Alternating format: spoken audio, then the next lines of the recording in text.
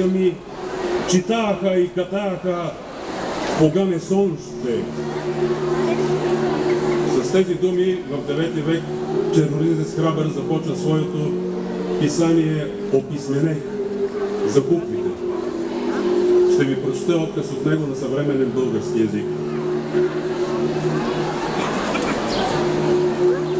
Прочие, преди словените нямаха книги, но бидейки езичници, четяха и гатаяха с черти и резки.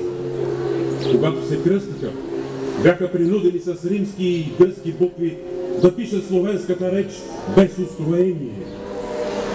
Но как може да се пише добре с гръцки букви Бог, или живот, или зело, или зъй, или чание, или широта, или яд, или ондо, или юност, или язик и други темпове?